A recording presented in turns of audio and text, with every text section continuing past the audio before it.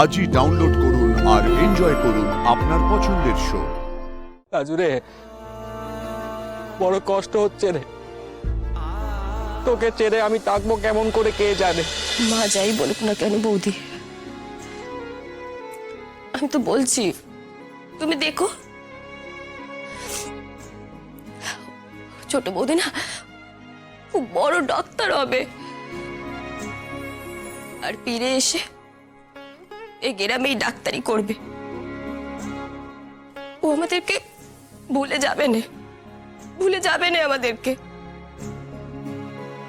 রাজু, সব কাগজপত্র নিয়ে নিয়েছো তো? হ্যাঁ হ্যাঁ, সব ব্যাগেই আছে। হ্যাঁ, কিছু ফেলে যেও না কিন্তু, পরে কিন্তু নাহলে প্রবলেম হবে কলেজে। সব সাবমিট। হ্যাঁ, গাড়ি থেকে বস। চলো রাজু। দাদা গো, আমার তোমার সঙ্গে কথা ছিল। কি কথা? দাদা, তুমি আমাকে মাফ করে দিও। আমি অনেকবার, অনেক সময়, অনেক কথা তোমাকে বলেছি।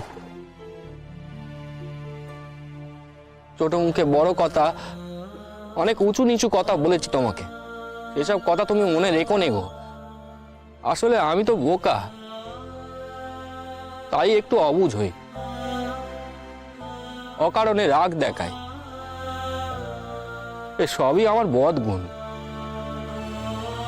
তোমাকে আমি কত কথা বলেছি, যা নয় তাই বলেছি, কিন্তু তারপরেও তুমি আমার লাজুকে যে আশ্রয় দিয়েছো,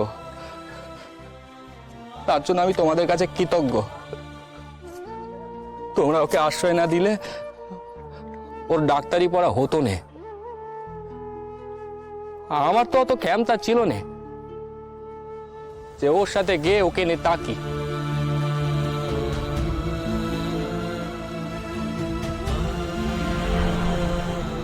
তোমরা বড় ভালো মানুষ, তোমাদের জন্য আমার লাজু ডাক্তারি পড়া হবে গো। ওর সব স্বপ্ন, সব ইচ্ছে পূরণ হবে।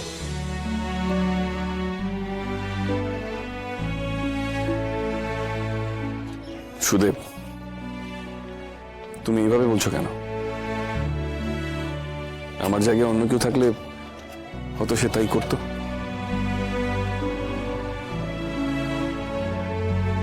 আর খারাপ ব্যবহার তো আমিও কম কিছু করিনি তোমার সঙ্গে। না দাদা না, তোমার রাগ দেখানোর কারণ ছিল। আমি দিনের পর দিন নিজের বউটাকে পরের বাড়িতে রেখেছিলুম, তাকে বাড়িতে নিয়ে আসা সাহস করে উঠতে পারছিলুম না। এমন পুরুষ মানুষের উপর তো রাগ হবেই।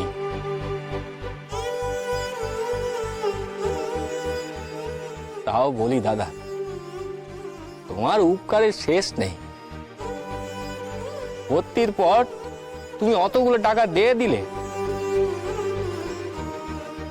তোমার জন্য আমি গয়না চালাতে পারলুম, তবে তুমি কিছু ভেবো না, আমি একটু একটু করে টাকা সুদে দেব।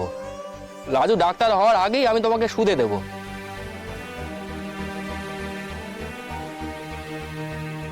তোমার জন্য আমাদের গয়নাগুলো ঘরে ফিরে এসেছে দাদা। সুদেব, তোমাকে এইভাবে বলতে হবে না।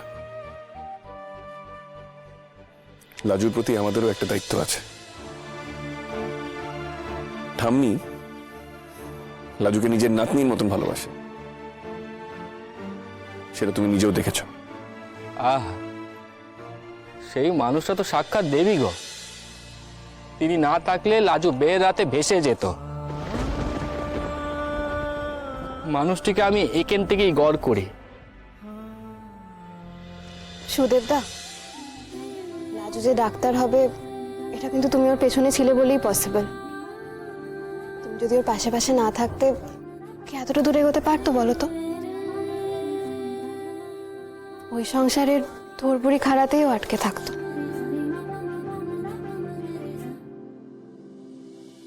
বলছো অনু দিদি? জানো তো, আমি না এখন অনেক জোর পেয়েছি লাজুর সাথে তাকায়। ওর মুখের দিকে তাকিয়ে এখন আমি অনেক শক্ত কাজ করে ফেলতে পারি। নে নে রাজু, তাড়াতাড়ি উঠে পড়, অনেকটা পর যেতে হবে। উঠে পড় অনু দিদি, উঠে পড়ো। চলো না দাদা। হ্যাঁ,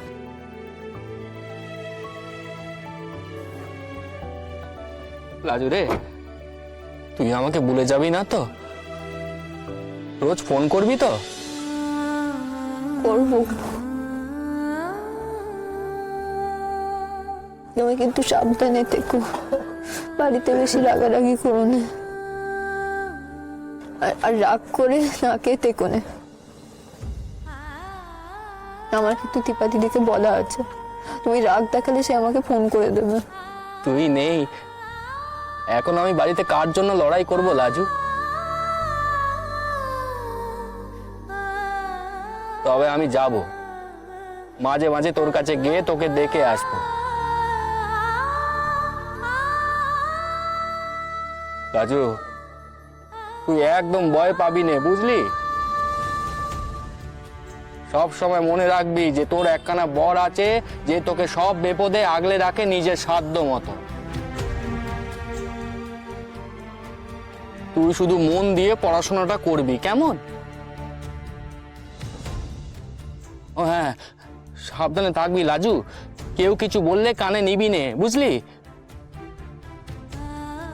শহরের লোকেরা গ্রামের লোকেদের দেখলে একটু মশকরা করে, তাতে একদম রেগে যাবি নে, মুখে মুখে তক্ক করবি নে, কেমন?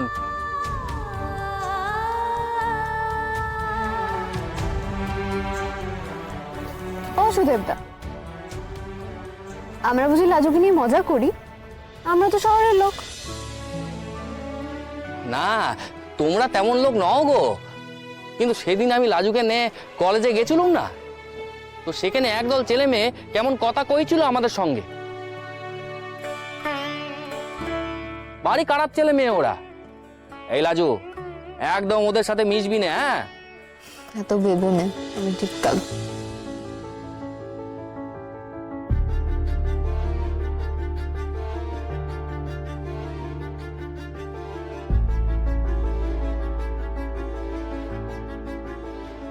এবার তাহলে এগোই।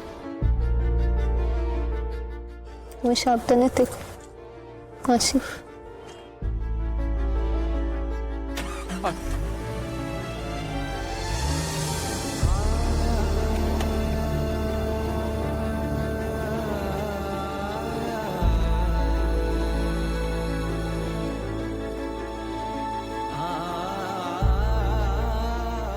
রাজু রে, বড় কষ্ট হচ্ছে রে।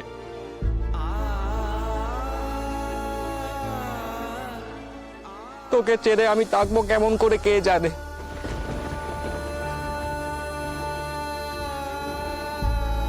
রাজু, তোর আমার কথা মনে পড়বে তো? এই বোকা হাবা সুদেবকে তুই ভুলে যাবি না তো?